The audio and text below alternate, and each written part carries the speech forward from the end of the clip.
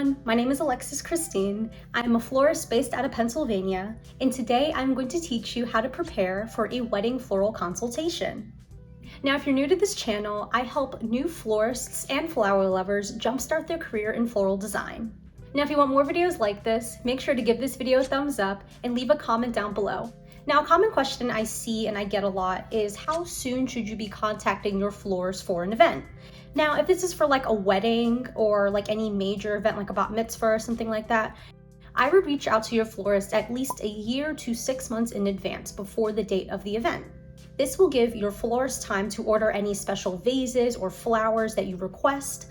A lot of the times people who come in like maybe a month to like 2 months before the wedding or their event, like the florist doesn't have time to get all the proper like vases and tools and flowers. So you also just want to make sure that you just like get it in as soon as possible. And you also want to make sure that the dates are actually open. A lot of flower shops and just like flower event studios, they fill up very quickly and you don't want to be without a florist. So definitely recommend to reach out at least a year to 6 months in advance to help you stay organized and to help the florist stay organized.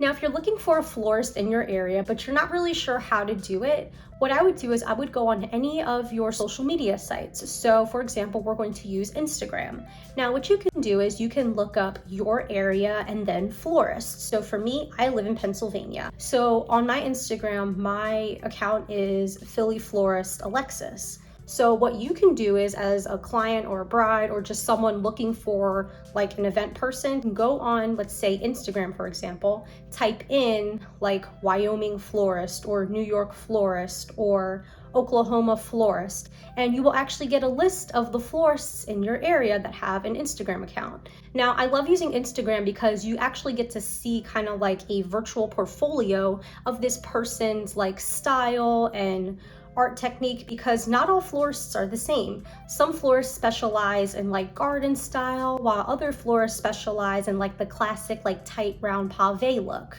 You may want to look for a florist that reflects your aesthetic, your theme of the wedding overall, so just something to think about. Once you narrow down on a florist and you have an idea of like maybe the top 3 florists you want to work with, I would reach out to them and schedule a floral consultation.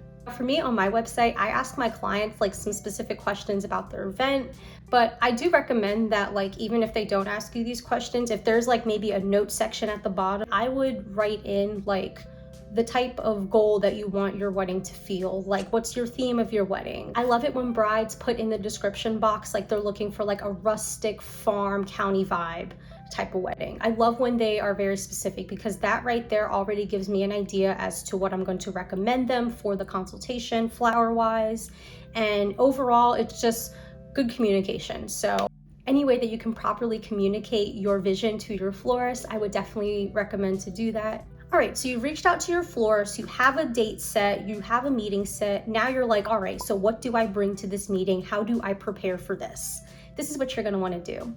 Now, I love it when brides come in with a color scheme already planned out. It's really hard when brides are like, oh, I don't know what flowers to do, and I also don't have a color scheme. Like, we can work around that. I can definitely help you, guide you through it. But if you already come in there with a color scheme and you have like a vision as to like the types of colors you want together, that makes my job just that much easier, because then I can recommend flowers in that color scheme and that'll help give you a better visual as to like the overall end goal. I always recommend for brides to come in with at least like maybe 3 colors that they're going for. Common color scheme I see a lot is like maroon, pink, white, and like emerald green. Next, I would come with at least 3 flowers you would like to see throughout your wedding. Now, I love it when brides come to me and they're like, okay, I want roses, hydrangea, and peonies. I'm like, okay, perfect. I know I at least have to have those top 3 flowers in her bouquet to make her happy. And then everything else is kind of like a filler flower or just like a little secondary flower. If you're not good with flowers and you just really don't like have a preference, maybe come with at least 3 flowers you don't want to see in your bouquet. Are you allergic to anything like that? Or is there just something that you just really don't like? A lot of the times brides are like, oh, that's perfect. Like, I don't want to see carnations. I don't want to see baby's breath, lilies. Once I say those words, like it instantly like kind of clicks with them. They're like, oh my gosh, like, of course, like I don't want to see this, this, and this. So always recommend to just ask those key questions and to also just be thinking about those questions as you are doing your consultation, and to just kind of prepare and maybe bring a list of the flowers that you do want to see and a list of flowers that you don't want to see. That brings me to my next point. Always bring some type of inspiration pictures for your florist to look at and to reference. Love it when people bring lots of pictures, things for me to reference as I'm making the bouquet. When I'm like at the flower market picking my flowers to make my arrangements, like I definitely look through the client photos that they have sent me, and it really does help me when I see like all the photos they've sent, and I'm like, all right, I'm able to like pick out the flowers from the photos. Something else I also want to add is that a lot of the times when you are looking at these pictures on like Pinterest or Instagram or Google, some of these pictures actually have filters on them, causing the flower in the picture's colors to be slightly off. So like, for example, in real life, like that bright pink rose you see in that picture might not look like that in person, because in that picture, there's a filter over it, causing it to be even more vibrant and bright. I don't hear a lot of people talking about this in like consultation videos, but something that I think is important is to just kind of figure out like a budget you have in mind to spend for flowers. I'm gonna make a chart and kind of explain to you like what you can expect from your florist at different price points for each wedding. Now I'm gonna do this pricing based off like the East Coast, Pennsylvania. It's not West Coast. West Coast is a little more expensive, so definitely keep that in mind when you are looking at this chart. It's gonna be in the description box below. It's gonna be a freebie, guys. Don't worry, you don't have to pay for it. It's gonna just be a little helpful tidbit to like point you in the right direction. But yes, definitely come up with like some type of budget that you want to work with.